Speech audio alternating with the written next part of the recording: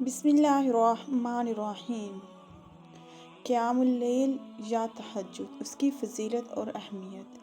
حضرت ابو ہریرہ رضی اللہ تعالیٰ عنہ سے روایت ہے کہ رسول اللہ صلی اللہ علیہ وآلہ وسلم نے فرمایا، فرض نماز کے بعد سب سے افضل درمیان رات کی نماز ہے، یعنی تہجد۔ عن ابی ہریرہ قال قال رسول اللہ صلی اللہ علیہ وسلم، افضل الصلاة بعد الصلاة المکتوبۃ الصلاة فی جوف اللیل۔ حضرت ابو ہریرہ رضی اللہ تعالیٰ عنہ سے روایت ہے کہ رسول اللہ صلی اللہ علیہ وآلہ وسلم نے فرمایا، فرض نماز کے بعد سب سے افضل درمیان رات کی نماز یعنی نماز تہجد ہے۔ اللہ تعالیٰ اپنے بندے کے سب سے زیادہ قریب رات کے آخری تہائی درمیانی حصے میں ہوتا ہے۔ اگر تم سے ہو سکے تو ان بندوں میں سے ہو جاؤ جو اس مبارک وقت میں اللہ تعالیٰ کا ذکر کرتے ہیں۔ اگر تم سے ہو سکے تو ان میں سے ہو جاؤ۔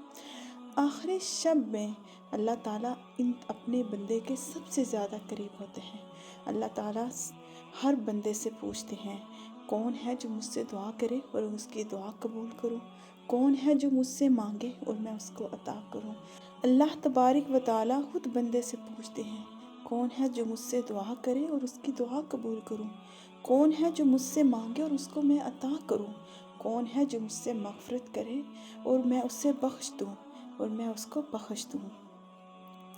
رات کے آخری حصے میں اللہ تعالیٰ اپنے پورے لطف و کرم، اپنی خاص شان رحمت کے ساتھ اپنے بندوں کی طرف متوجہ ہوتے ہیں۔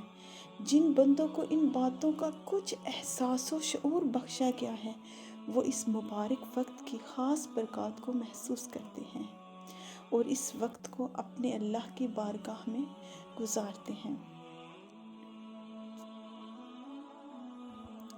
رات کے آخری تہائی حصے میں اللہ تعالیٰ اپنی خاص شان رحمت کے ساتھ اپنے بندوں کی طرف متوجہ ہوتا ہے اور خود ان کو دعا، سوال اور استغفار کے لیے پکارتا ہے۔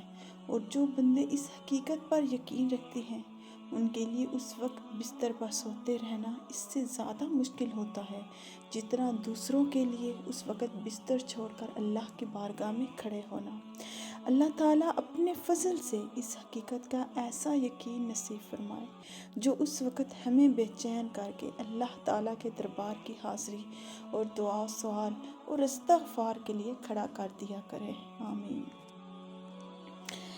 حضرت ابو ہریرہ رضی اللہ تعالیٰ عنہ سے روایت ہے کہ رسول اللہ صلی اللہ علیہ وآلہ وسلم نے فرمایا، فرض نماز کے بعد سب سے افضل درمیان رات کی نماز ہے، تہجد ہے، نماز تہجد ہے۔